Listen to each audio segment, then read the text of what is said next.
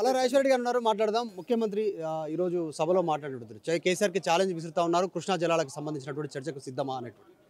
కృష్ణా జలాలలో నష్టం చేసింది చేతగాని ప్రభుత్వం, ఈ రేవంత్ రెడ్డి గారి ప్రభుత్వం. కృష్ణా జలాలలో ఇంతవరకు దాన్ని కాపాడుకొచ్చింది ఒక్కటే సంవత్సరానికి 2014లో 2015లో అగ్రిమెంట్ అయింది, ఓన్లీ 1 ఇయర్కే. ఇవాళ కూడా 2023 స్టేటస్ ఉండాలని చెప్పేసి అంటే నాగార్జున సాగర్ని తన పరిధిలోకి తీసుకురాకుండా ఈనాటికి కూడా 2 TMCను డైరెక్ట్గా తీసుకుపోతున్నది ఇలా టీడీపీ ప్రభుత్వం. ఇవాళ అక్కడ ఉన్న ప్రభుత్వం వారికి లొంగిపోయి కృష్ణా జిల్లాల గురించి మాట్లాడడం విడ్డూరం. కాబట్టి వారితో చర్చ పెడితే మేము సిద్ధం. రైట్. మరొక MLA, BRS MLA Vivekananda Goud ఉన్నాడు, కుత్బుల్లాపూర్కి సంబంధించినటువంటిది. ఆయన వెర్షన్ కూడా తీసుకుందాం, అసలు ఏం జరుగుతుంది అనేటువంటిది ఆయన మాటల్లో విన్నాం. వివేకానంద గౌడ్ గారు ఈరోజు ముఖ్యమంత్రి సభలో మాట్లాడుతూ బట్టలు కూడా తీసుకొడతాను అనేటువంటి స్టేట్మెంట్ చేశారు. వార్నింగ్ ఇచ్చినట్టు కనిపిస్తా ఉంది. దాంతోపాటు కేసీఆర్కి ఛాలెంజ్ విసురుతా ఉన్నారు. కృష్ణా జలాల విషయంలో కానీ ఇంకా మిగతా విషయాల్లో చర్చకు సిద్ధం అనేటువంటి. ఈరోజు అత్యంత సంస్కారహీనంగా మాట్లాడినటువంటి ముఖ్యమంత్రి గారు జుగుస్వాపరంగా, హీనంగా, దిగజారుడు రాజకీయాలు, వెకిలి మాటలు, చిల్లర చాష్టలు, చిల్లర మాటలు, చాలా ఘోరంగా ఈరోజు మాట్లాడిన మాటలు ముఖ్యమంత్రి గారి యొక్క స్థాయిలో మాట్లాడిన మాటలు కావవి.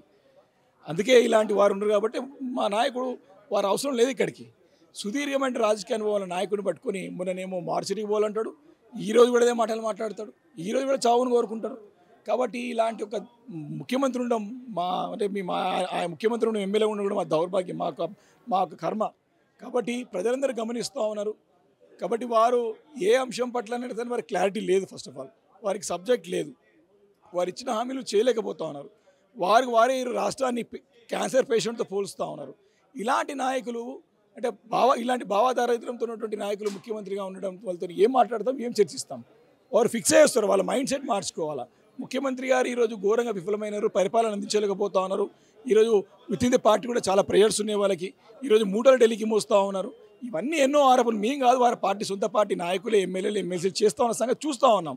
కాబట్టి మాకు సమానం చెప్పలేక కేసీఆర్ గారిని టార్గెట్ చేస్తే ఏదో నేను బతికి బయటపడతా, బట్టగట్టి బయటపడతాను ఆలోచనతో వారు కేసీఆర్ గారి పైన ఆరోపణలు చేస్తూ ఉన్నారు. 15 నెలలు అయిపోయింది అధికారంలో. నువ్వు వచ్చి నువ్వు ఏం చేసినావు, ఏం చేయబోతున్నావు చెప్తే బాగుంటుంది. కానీ ఇంకా కేసీఆర్ గారిని నిందించాం, ఇంకా కేసీఆర్ గారు మా పార్టీ మీద ఏడు, మా పార్టీ నాయకులు ఎవరో ఒక్కడో చచ్చిపోతే మాకేం సంబంధం ఉంటుంది? రాజాసింగ్ స్టేట్మెంట్ చేశారు. బీజేపీ సీనియర్ నాయకులు ముఖ్యమంత్రిని కలుస్తున్నారు పర్సనల్గా అనేటువంటి దాని గురించి ఏంటి మీ కామెంట్ ఏంటి?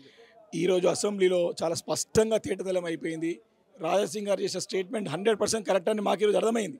ఎందుకంటే ముఖ్యమంత్రి గారు on the record BJP floor లీడర్ని పట్టుకొని మా నాయకుడు రేపు పొద్దున వచ్చి మా దగ్గర పనిచేస్తాడని చెప్పినాడు.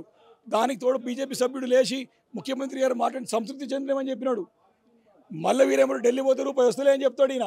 కాబట్టి ఈరోజు బీజేపీ కాంగ్రెస్ యొక్క రహస్య ఒప్పందం బయటపడ్డది. ఈరోజు స్థానిక రాష్ట్రంలో బీజేపీ నాయకులందరూ కూడా రేవంత్ రెడ్డికి అమ్ముడు పోయినారు. క్లియర్గా రాజాసింగ్ గారు చెప్పిన స్టేట్మెంట్ 100% కరెక్ట్. వారితో ఏకీభవిస్తున్నాను.